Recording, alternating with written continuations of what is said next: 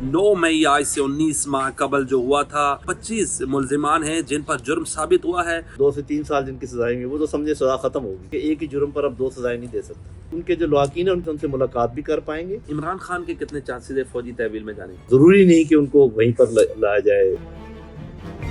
मेरे साथ दिफाई तजिया निगार साबिक सेक्रेटरी दिफा जनरल रिटायर्ड नईम खालिद लोधी साहब मौजूद हैं। जनरल साहब बहुत बहुत शुक्रिया, जी, इनसे अस्सलाम बहुत सी बातें करनी है आज। जनरल साहब पहल तो बताइएगा, 19 माह बाद बिलाखिर सुप्रीम कोर्ट के फैसले की रोशनी में आज फैसला सुनाया गया है 25 लोगों का, किस नज़र से देखते हैं आप सर? जी, मैं तो समझता हूँ कि ये बहुत अच्छा हुआ है, कौम के लिए भी एक मखमसे से निकल गए और इसका क्रेडिट सुप्रीम कोर्ट को भी जाता है। और अभी भी आपको पता है कि सुप्रीम कोर्ट ने ये कहा है कि इन फैसलों का जो अंजाम है वो भी इसके साथ मुंसलिक है कि सुप्रीम कोर्ट अल्टीमेटली क्या फ़ैसला करती है कि लोगों का यहाँ पर ट्रायल हो सकता है या नहीं हो सकता। जिनकी तो 2 से 3 साल सज़ा है वो तो वैसे ही तकरीबन पूरी हो चुकी होगी, वो वैसे ही निकल जाएंगे। बाकियों के पास अपील का हक़ आ गया तो वो सिविल कोर्ट्स में चले जाएंगे। तो वो जो एक तनाव था सोसाइटी में कि जी उधर क्यों मुकदमे चल रहे हैं और इनको आगे क्यों नहीं मौका दिया जा रहा, वो अब वो ख़त्म हो गया। लेकिन मैं ये समझता हूँ कि ये बात बिल्कुल दुरुस्त है और मैं हमेशा इसका कायल रहा हूँ कि किसी भी सूरत में किसी सियासी पार्टी, किसी सियासी ग्रोह, किसी ग्रुप को किसी भी तरीके से जो दिफाई तनसीबात हैं इनकी तरफ जाना बनता ही नहीं है। ये मतलब एक बहुत बड़ा ब्लंडर था। वो एक कौमी असासा है और जो उनकी तनसीबात हैं वो कौमी असासे हैं, वो उस किसी की मलकियत नहीं है। इसी तरीके से मैं कहता हूँ कि जो अफवाज पाकिस्तान है वो हमारे दिफा का ज़ामिन है। उनके बग़ैर फ़ौज, उसके बग़ैर मुल्क जो है ना इसकी सलामती का कोई तहफ़्फ़ुज़ नहीं कर सकता।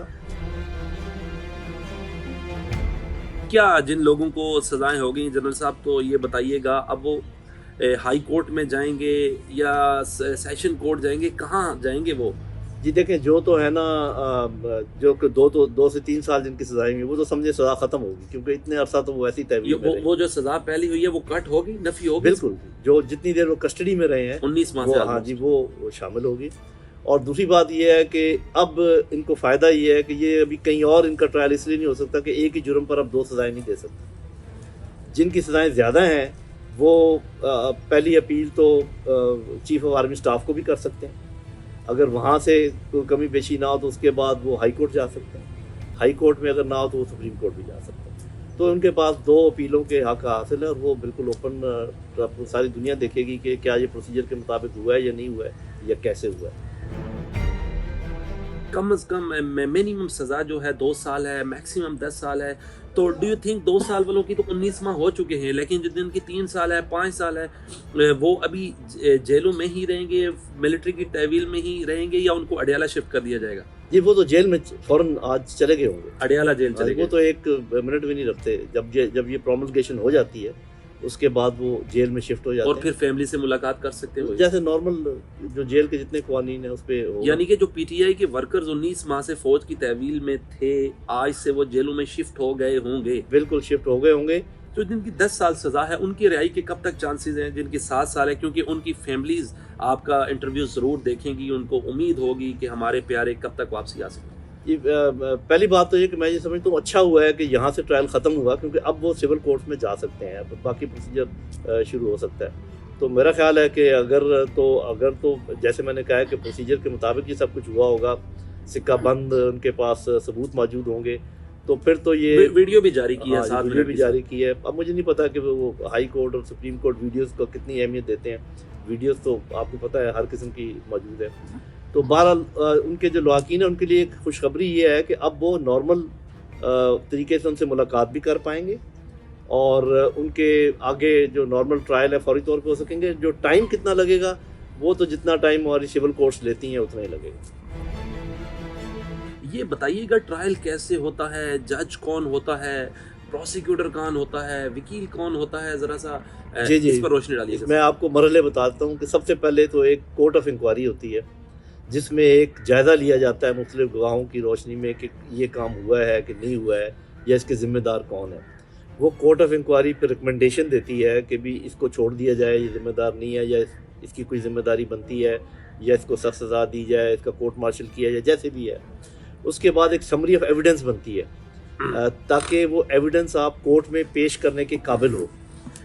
फिर कोर्ट बैठती है, जो जिस पर मुकदमा कायम की फर्द जुर्म का आयद की जाती है, उसको अपना वकील रखने की भी इजाज़त होती है। मुझे नहीं पता कि ये इनमें से काफ़ी सारे गरीब लोग थे, वो वकील रख पाए होंगे या नहीं। जैसे यहाँ पाकिस्तान हमारी जो डिस्ट्रिक्ट कोर्ट्स हैं या जो जुडिशरी है मिलिट्री की नहीं होती, जहाँ पर मिलिट्री कोर्ट्स नहीं है वहाँ पर प्रोसिक्यूटर दिया जाता है अगर वकील अफोर्ड ना कर सके कोई। तो यहाँ पर क्या होता है? जी वो ऐसे है, वो फ्रेंड ऑफ द अक्यूज्ड उसको कहते हैं। अगर कोई ना कर सके तो फिर फौज जो है ना कोई मुकर्रर कर देती है, जिसको फ्रेंड ऑफ द अक्यूज्ड कहते हैं, या जिसको आप मीडिया की एक्सेस नहीं होती मिलिट्री कोर्ट्स मीडिया में। की एक्सेस नहीं होती। अगर वो चाहे तो हो सकती है, लेकिन नॉर्मली नहीं होती।